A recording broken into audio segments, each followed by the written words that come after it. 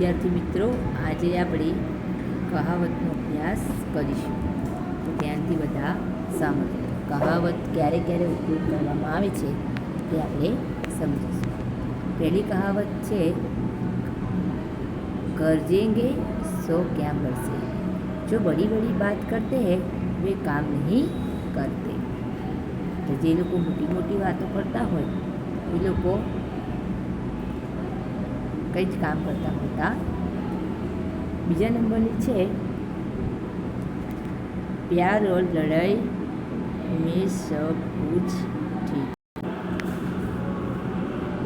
प्रेम અને યુદ્ધમાં બરાબર सफलता पाने के लिए अच्छे बुरे सभी तरह के उपाय किए जा सकते हैं. એટલે કે इनमें नीति अनीति का सवाल नहीं. नंबर 3, टूटे सूजन बनाए तो जो टूटे सो पाए. सज्जन के साथ सदा ही संबंध बनाए रखना चाहिए. जो गरीब पर हित करे ते रहीम बड़.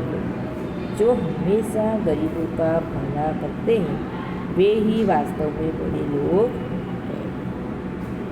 नंबर 5, छीमा बनन को चाहे छोड़न को उत्पात. એટલે કે छोटे लोगों उत्पात या शरारत करे तो भी बड़े लोगों को उन्हें क्षमा कर देना चाहिए. नंबर 6, अंधा क्या चाहे दो आँखें.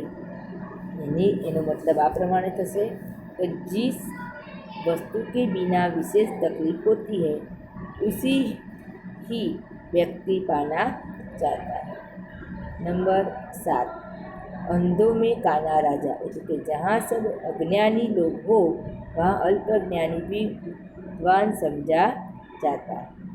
नंबर 8, आम के आम गुठलियों के दाम. એટલે કે किसी काम में दोनों तरफ से लाभ होना. नंबर 9, घर का भेदी लंका ढाए. એટલે કે आपस की फूट से हमारा भारी नुकसान होता है. नंबर 10, जिसकी लाठी उसकी भैंस. એટલે કે दुनिया में ताकत वालों की ही जीत होती है. नंबर 11, दूर के ढोल सुहावने लगे. सभी चीज़ें दूर से ही अच्छी लगती है. नंबर 12, धोबी का कुत्ता ना घर का ना घाट का. એટલે કે दो पक्षों में रहने वाले की कोई कीमत नहीं. नंबर 13, नाच ना जाने आंगन टेढ़ा. એટલે કે जिसमें काम करने की कुशलता ना हो वे दूसरों को दोष देते हैं. नंबर 14, 100 सुनार की एक लोहार की.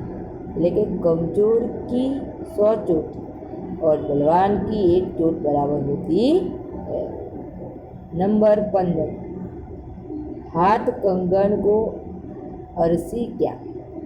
जो आँखों के सामने हो उसके लिए अन्य प्रमाण की जरूरत नहीं.